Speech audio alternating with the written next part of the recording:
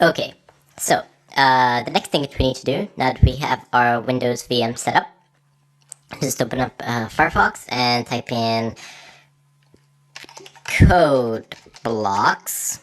A very nice IDE, because it comes with a compiler, which is amazing.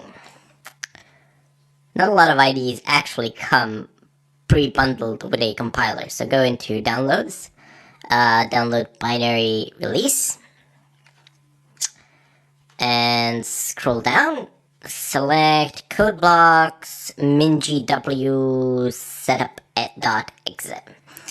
Just go ahead and click on sourceforge.net link, and the download should begin by in and of itself in a magical way. Okay, so save file. The download should be pretty fast. It's not a large file or anything like that. It's like 79 megabytes if I'm reading this right. Well, let's say it's 80 megabytes. Okay. Anytime. There we go. So just go ahead and click on it. Yes.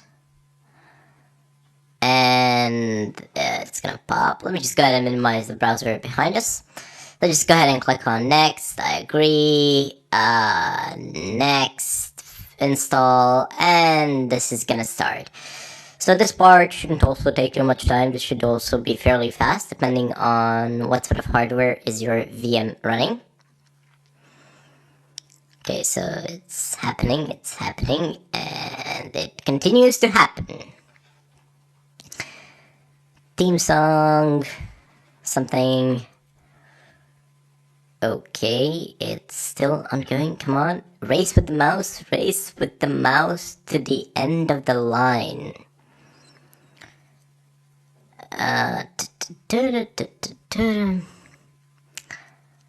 Almost there. Any moment.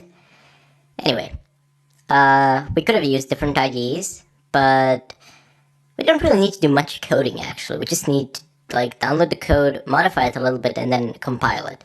So do you want to run CodeBlocks now? Yes. I generally don't use CodeBlocks a lot. I prefer Eclipse. So GNU GCC compiler detected. That should be written for you as well.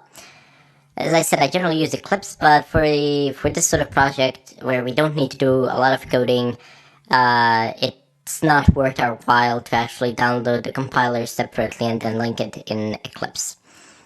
And I'm going to just go ahead and tag this, so to associate all supported types with this ID, so click on OK. Now, we're going to create a test project to see and verify that everything is working and functioning properly.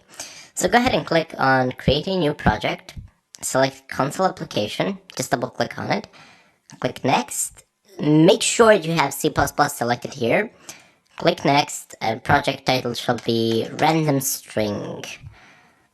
Folder, just go on to desktop, I don't care. I just need to verify that the compiler is running, so I'm just going to go ahead and compile the Hello World app. So main CPP, and there's a small gear icon here with the green triangle. We just go ahead and zoom it in a little bit. There we go.